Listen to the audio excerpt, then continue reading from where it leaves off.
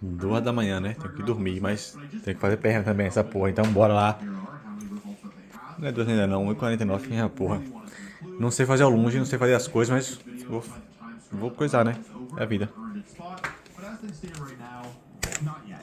Hatterini. It felt kind of bad to leave Hatterini off this list because, like, yeah, it's kind of one of the quintessential expanding force Pokemon. It's the Pokemon that I think of when I think of expanding force, but it just doesn't have as good results as any of the Pokemon on this list. Most of the Pokemon here either have a really high level of dominance or a really good finish at the World Championships. Hatterini has neither, so I had to leave it off, but yeah, it's another Psychic Fairy type Pokemon that is a very good Trick Room attacker, and I think is one of the best Psychic types of all time, just like not one of the top 10 ones. And then in terms of power, the strongest Pokemon that I left off was Necrozma, specifically Ultra Necrozma. This Pokemon was only ever legal for 1 year, but it did get second at the World Championships during that year. Light That Burns My Eyes is just a really powerful signature Z move, and it's definitely a really good Pokemon, and Psychic Dragon is really cool typing. However, because it was only legal 1 time, and it was never, like, the most dominant Pokemon in the format, I didn't think that I could put it here. Oh, and some of you were probably wondering about Mewtwo, but I've mentioned this before, I guess I'll just say it again. In competitive play in the official competitive format, Mewtwo just can't really keep up. It has basically no results. Even if this were a top 15 list, I still couldn't have included Mewtwo. Okay, time for the top 3. The number 3 best Psychic type Pokemon on my list is Lunala. Lunala has won the World Championships 1 time. It's also gotten second at the World Championship 1 time, and it's won 2 national level events. The thing to keep in mind about Lunala is that it's only ever been legal for 3 different years, so to get World's First and World's Second is very impressive. Lunala is a very bulky Pokemon who is kind of a jack of all trades. It can support its team with moves like Trick Room, Tailwind, and Wide Guard. It can do damage with Moongeist Beam. It can set up with Meteor Beam or Collide, and it can heal itself with Moonlight. The main issue with Lunala is that you can only pick 4 moves, but often you'd prefer to have like 10. Its ability is Shadow Shield, which is an amazing ability that halves all damage when it still has full HP. Combining this with how bulky Lunala is makes it virtually impossible to knock out in 1 hit if it still has full HP. I mentioned Meteor Beam a second ago, but Lunala actually won the World Championships when it didn't have access to this move, which is pretty surprising because Ghost and Psychic typing is not very good, and the year that Lunala won Worlds was a year where Incineroar was incredibly dominant. Lunala is a restricted Pokemon, which means that not only is it rarely legal, but when it is, you can only have 1 or 2 of them on your team. And using your restricted slot for a Pokemon that loses super hard to Incineroar and can't really do much back seems a little bit risky, but it paid off, and Lunala won the World Championships despite Incineroar's dominance. Nowadays, Lunala has a much better matchup against Incineroar because, again, I got access to Meteor Beam, which is a 2-turn move that you can make 1 turn with Power Herb that powers up the user as a rock-type move and can KO most Incineroar in 1 hit, but clearly Lunala doesn't need it because it won Worlds without it. Now, I will say, despite Lunala's very impressive finishes, it was actually very bad the most recent time that it was legal, and that's in part because the most recent format, called Regulation G, only allowed 1 restricted Pokemon, whereas... Aí do Abis, em vez de fazer deitado lá zoado, eu vou tentar fazer isso aqui de novo. Só que cansa o braço. Not your primary one. Like, you normally want at least 1 restricted Pokemon that's going to do crazy amounts of damage, like Groudon or Kyogre or Zacian. But Lunala really excelled at kind of sitting on the field, being bulky, doing good damage over time, like being hard to remove, which is less valuable when your opponent is hitting you with moves like Water Spout or Precipice Blades or some of the more powerful ones, like, you know, even Xerneas' moves, right? Something that I'm personally very curious about is how Lunala will perform when 2 restricted Pokemon are allowed in Scarlet and Violet. One of its main weaknesses is its typing, being quadruple weak to both Ghost and Dark, and with Terastallization, Lunala can get around this. Now again, as a single restricted Pokemon, it wasn't good enough, but as a double restricted Pokemon, I think we could see more good stuff from Lunala. Until then, though, it's earning the number 3 slot on my list. The number 2 slot on my list is... I'm cheating a little bit. I'm putting 2 Pokemon at the number 2 slot because they have the same name. It's Calyrex Ice and Calyrex Shadow. Calyrex Shadow has won the World Championships, and Calyrex Ice got 2nd place 1 time. Keep in mind, these Pokemon have only been legal for 2 World Championships. Also, each Calyrex won the North American International Championships once. The reason I'm putting these 2 together is because it would feel really weird to split them up, at least to me personally, because they have so much in common, and because they have similar levels of results, even though it's not cansa o braço da pessoa. Calyrex have a couple things in common. Acho que a fudência. Fiz 8. Só que ela não cansa. Tá na merda esse negócio de abdominal. But it also powers up Calyrex's highest attacking stat every single time it gets a KO. This can very quickly lead to games getting out of hand. Tem que esperar 3 minutos agora pra dar efeito na perna. Etc., etc. They also each have a signature move that never misses, does huge damage, and hits both opponents. Glacial Lance and Astro Barrage are 2 of the most powerful moves ever made. And whereas normally moves this strong have some kind of real drawback, These moves just don't. Calyrex Shadow typically is used as a set-up sweeper with the attack Nasty Plot, which doubles its special attack, and it has worse typing and worse bulk than Ice Rider, but it is much, much faster, which is a huge edge. Conversely, Ice Rider is way tankier, but it's also way slower, and it often relies on Trick Room to move first, which is okay because it can set it up for itself. Ice Rider has better coverage moves, whereas Shadow Rider suffers because the overlap between Psychic and Ghost is awkward. But Shadow Rider is the single fastest restricted Pokemon, which gives it an edge against almost every other restricted Pokemon just from the get-go. To me, these are the modern-day Xerneases. The only reason that they don't win more events is because they are so good that they have such a big target on their backs. Shadow Rider in particular is a bit easier to counter than Ice Rider because any Dark type is immune to Psychic type attacks and resists Ghost, and is often able to KO Calyrex in a single hit back. There's also specific type combinations that give Shadow Rider trouble, like how Bergerath is immune to Ghost and resist Psychic. That being said, it is really difficult to shut down these Pokemon completely, and even if you built your team with them in mind, you might still lose. Which just leaves the #1 best Psychic type Pokemon of all time. It's not Terra Psychic Incineroar, it's actually Cresselia. Cresselia is the only Psychic type Pokemon to have won the World Championships 3 different times. It is the most dominant Pokemon of Black and White to have won the World Championships 3 different 3 vezes contra o Rei, com o Rei. Uma vez foi contra ele próprio. Ele tava usando também, tava com o segundo. times. It is the most dominant Pokemon of Black and White. It was extremely good during X and Y, and despite falling off in later years, it saw a resurgence in Scarlet and Violet. Cresselia was basically the bulkiest Pokemon that players used for many years, which is a problem because Cresselia has one of the best move pools of any Psychic-type Pokemon. It can control the speed of the battle with Trick Room, Icy Wind, or Thunder Wave. It can boost its partner with Helping Hand. It can do damage itself with Ice Beam and Psychic and Psyshock. I've even won a tournament with Hidden Power Fire Cresselia. And there are so many other support moves it gets as well, like Safeguard and Swagger, like I mentioned with Metagross. Some players even ran more offensive items like Choice Specs or Expert Belt, taking advantage of the fact that it's naturally so bulky that you could train it very heavily in its offenses without worrying about keeping it alive. Cresselia enabled so many other Pokemon. In years where there weren't great Trick Room setters, Cresselia rose above and beyond to basically enable the entire strategy. It was especially dangerous because Cresselia worked so well in and out of Trick Room. Some players would use both Trick Room and Icy Wind to counter faster teams with Trick Room and middle speed teams with Icy Wind. It is worth noting that Cresselia was so good that it's one of the few legendary Pokemon that's received a nerf, with several of its stats being lowered going into Scarlet and Violet. That being said, Cresselia also received a buff in Legends Arceus, which carried over to Scarlet and Violet with its new signature move, Lunar Blessing, which not only healed itself and its partner by a quarter of their health, but also healed any of their status conditions. This allowed Cresselia to serve as a really hard counter to Amoonguss, who could otherwise put multiple Pokemon to sleep. Cresselia saw a decent bit of play when it was added to Scarlet and Violet, mostly when paired with Ursaluna. Ursaluna really wants to be in Trick Room, and it really wants to use Earthquake as well. Cresselia could set Trick Room and was immune to Earthquake, but that wasn't the only advantage. Lunar Blessing was great with Ursaluna because Ursaluna has to burn itself with the Flame Orb item in order to activate its full power. Burn doing damage over time could really quickly wear down Ursaluna, but Lunar Blessing would not only cure the burn for the turn, but also give Ursaluna some recovery. Flame Orb as an item activates multiple times, and so even though you would cure the burn, you would still end up burned at the end of the turn, basically allowing Ursaluna to skip taking damage for the turn, effectively increasing the healing by another 6%.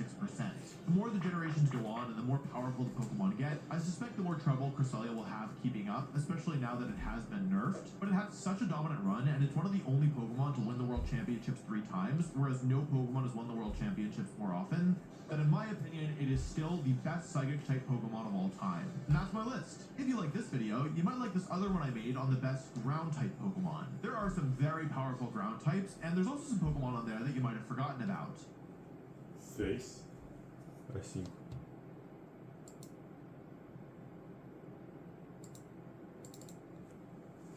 Ice is one of the absolute worst types in the entire franchise, but have you ever wondered what the best Ice-type Pokemon is? I did, so I started working on this video, and what I found is that there are not that many good Ice-type Pokemon. I've done quite a few videos in this series, and I think this one was the most challenging in terms of finding enough Pokemon to put on the list, but after a lot of reviewing old results and digging through old tournaments, I think I finally have a list that I feel comfortable sharing with you. So let's start with number 10, Lapras. Lapras is a water and ice type Pokemon that most of you probably know. I mean, it's super iconic. Please keep in mind that this is not a list of how much I like these Pokemon, it's strictly how good were they in the official competitive format. Lapras was, at one point, kind of okay. Actually, at 2 points, kind of okay. Back during the first year of X and Y, Lapras actually got top 8 at the World Championships. Lapras was not a very popular Pokemon at the time, but there was a reason to use it. You see, Lapras gets access to the Ice-type move, Freeze Dry, and Freeze Dry is really, really good. Freeze Dry is an Ice-type move that, instead of being resisted by Water-type Pokemon, instead does super effective damage against them. This is a big deal for a Pokemon like Lapras because back in 2014, Water-type Pokemon are very common. In fact, the combination Freeze Dry! of Politoed and Ludicolo was up. Quando que essa peste ganhou esse move? What the fuck? Eu nunca ouvi falar desse move na minha vida.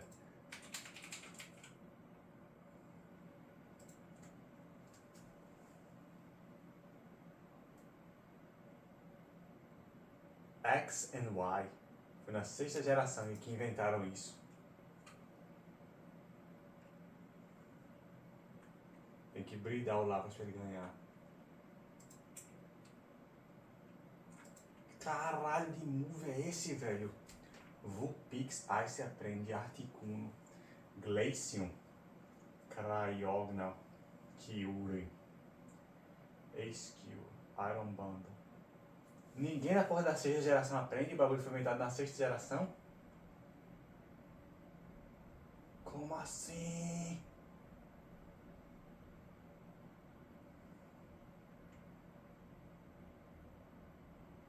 Quase ninguém pode aprender. Caralho, que move é esse? 6ª geração. Introduziu? Introduziu como?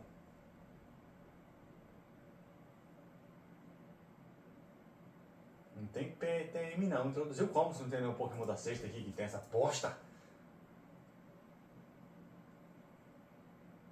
Insano. On a lot of teams that year, forming this kind of rain duo. Lapras is not only immune to water-type moves because of its ability Water Absorb, it also heals from them if it gets hit by one. And it can threaten water-type Pokemon back with Freeze Dry, which could even KO Ludicolo in a single hit. When this Lapras wasn't facing off against a water-type Pokemon, it could still be kind of scary because this Lapras used the move Sheer Cold, which is a one-hit KO move that only works 30% of the time. If my memory is correct about this specific Lapras, it hit quite a few Sheer Colds and ultimately ended up making it all the way to the final 8 players in the World Championships. If this were everything that Lapras had done, I probably wouldn't have put it on this list, but Lapras actually was really good during the beginning of Sword and Shield. You see, Lapras is one of the few Pokemon that was given a unique Gigantamax form. Dynamax was the central mechanic of Sword and Shield, and the way that it worked is that it would double your Pokemon's HP stat and change all of their regular moves into special max moves, which are mostly stronger and had a special secondary effect. Gigantamax Pokemon were given a special unique G-Max move that replaced their normal Dynamax move. In Lapras' case, if it used an Ice-type move in its G-Max form, it would use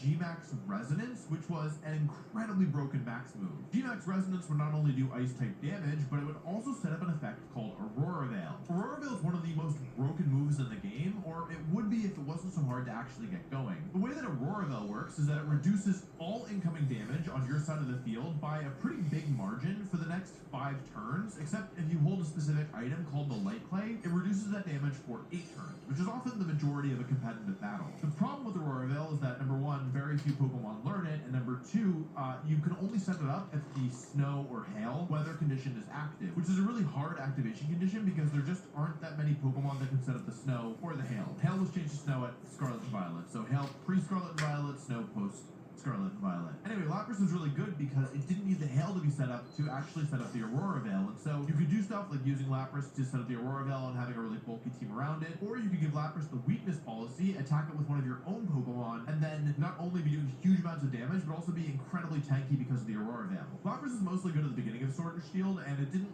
have that much longevity, but it was good enough that I think it warrants a space on this list. Also, there just aren't that many good Ice-type Pokemon, so the bar is a little lower this time. Speaking of low bars, let's talk about our number 9 slot, Vanillux. This is, in fact, a Pokemon. It is pretty forgettable because it's pretty bad, to be honest. honest, but there were times where Vanillix was used a little bit. Vanillix is a pure Ice-type Pokemon that is one of the few Pokemon in the game that can set up the Hail with its ability Snow Warning. That's really the main reason to use Vanillix. Its stats are pretty mediocre to be nice, and its move pool sucks to be kind. Despite Vanillix not being considered very good, it did actually win a regional alongside Haunter. That is not a joke. Haunter literally won a regional, and it was mostly used when there weren't alternative Hail setters. The thing about Hail or Snow is that it makes the move Blizzard 100% accurate, and Blizzard is a really good attack because it's not only very strong, but it also has a chance to freeze. Freeze is the most powerful status condition in the game. If you can inflict a Pokemon with freeze, you're basically chilling. And Blizzard hitting both opponents' Pokemon and having a chance to freeze either or both is a really big deal. Vanillix pretty much only ever used the Choice Scarf item or the Focus Sash item, Choice Scarf being the main one. It was pretty much just a Pokemon that you would use to kind of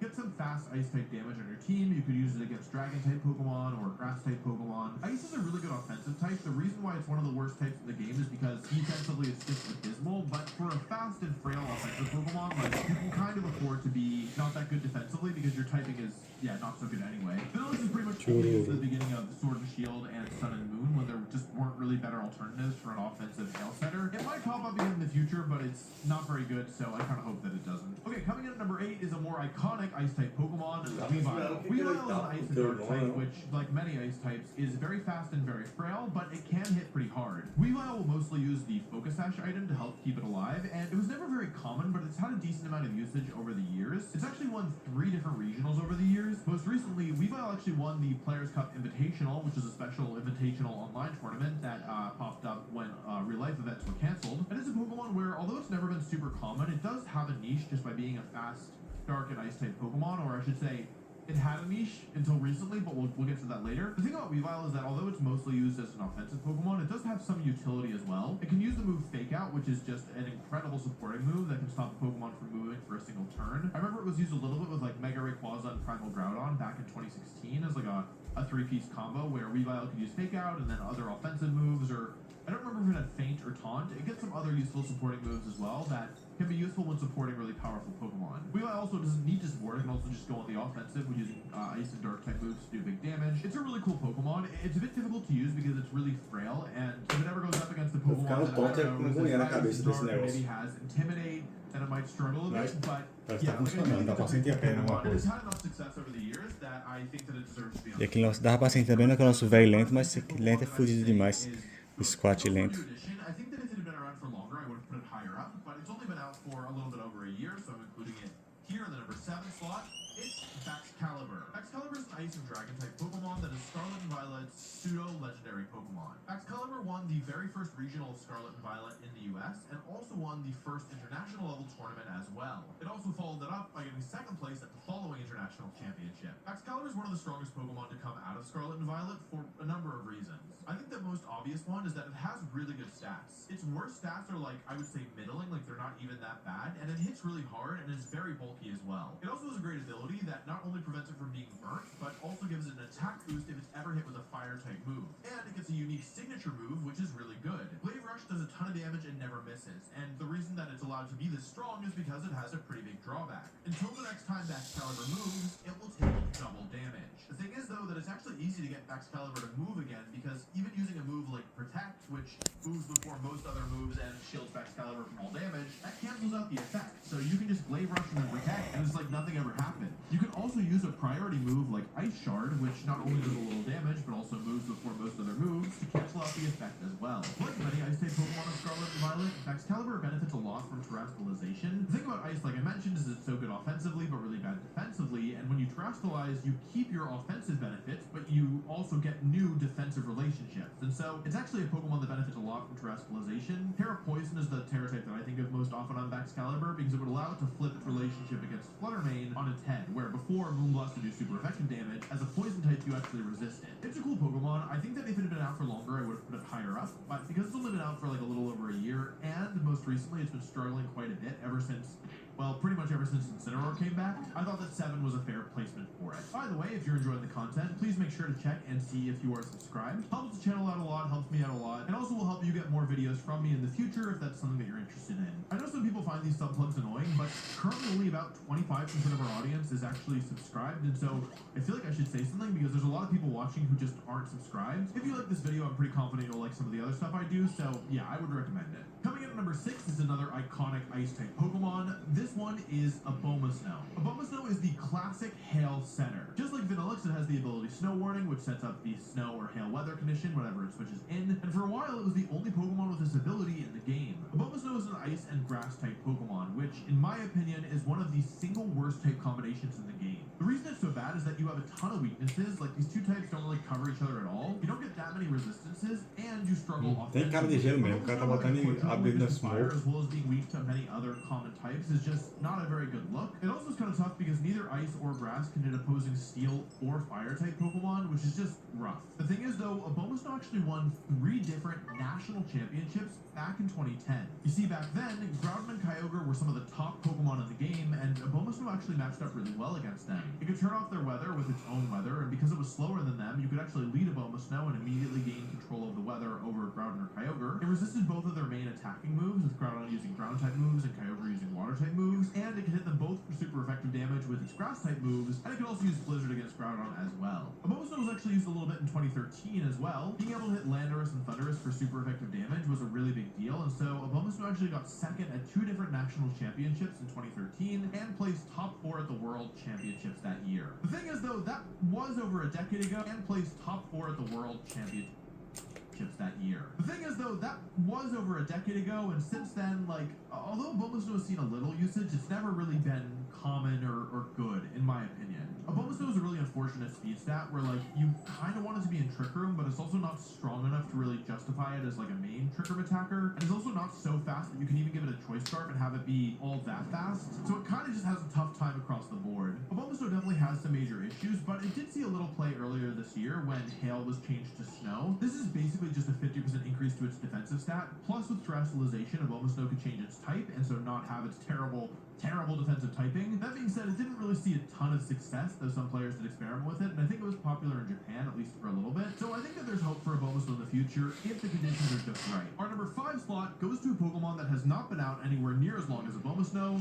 It's one of the future Paradox Pokemon, Iron Bundle. Like Lapras, Iron Bundle is an ice and water type Pokemon, but unlike Lapras, Iron Bundle is extremely fast. In fact, it's the fastest Pokemon to be added in Scarlet and Violet, and it can even go even faster if you give it a Booster Energy item, which raises its speed by 50%. Iron Bundle had a phenomenal first year. Despite only being legal for about a year, Iron Bundle had a phenomenal performance. The thing about Iron Bundle that makes it so good is that it is a really good Pokemon at controlling the speed of the battle while still being able to exert some offensive pressure. As an ice type, Iron Bundle can use Icy Wind, which will hit both opponents and lower their speed by 1, allowing you to combo with another Pokemon. Icy Wind is very valuable as a speed control move because although it's not very strong, being able to do a little bit of chip damage can play a pretty big role, especially when you consider Pokemon holding items like Pokesash or that have the ability Sturdy, which prevent them from getting knocked out in a single hit. And with the Booster Energy item, Iron Bundle is so fast it can even outspeed other Pokemon in Tailwind. Iron Bundle won 5 different regional level events in its first season and placed top 4 or better at pretty much every event it was legal for, at least until they added some of the more powerful Pokemon back into the game. I think what's really neat about Iron Bundle is that it walks the line between an offensive Pokemon and a support Pokemon pretty well. You see, just like Lapras, Iron Bundle also gets the move Freeze Dry,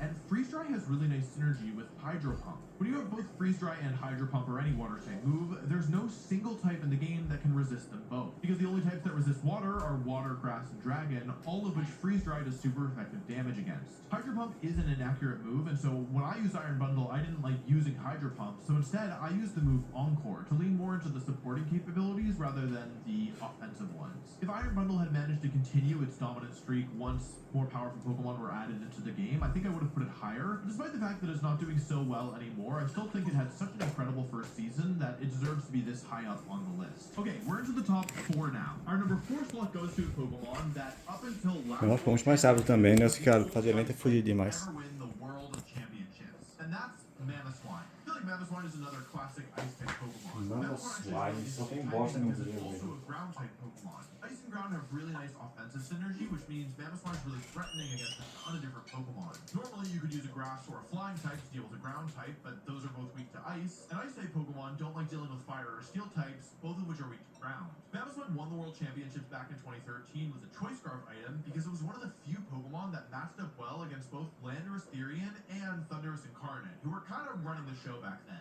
It was definitely more of a niche pick, like it wasn't a Pokemon on pretty much anybody's radars, but it ended up winning the entire tournament because it was so well positioned. It also saw a little bit of play the following year when the power level was lower just because there were less Pokemon around. And there's actually a really funny Mamoswine that managed to win a regional championship back in, I believe, 2012. It didn't have any EV training on it, like the player just thought that it was EV'd and it wasn't, and so yeah, it won the whole tournament, which is pretty funny. As a ground and ice type Pokemon, Mamoswine really excels offensively, though it has decent bulk, so it's not like it will go down to a single hit unless it's a powerful, super effective one. Mamoswine will typically hold a Choice Scarf to lose its speed. Foi isso aí, tá evoluindo de perna.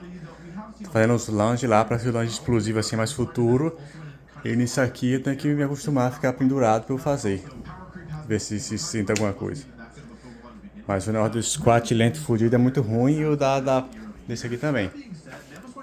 Mas o de perna é mais intenso, tem mais movimento do corpo e com a tontura, com a fraqueza a mais assim. Isso é isso aí.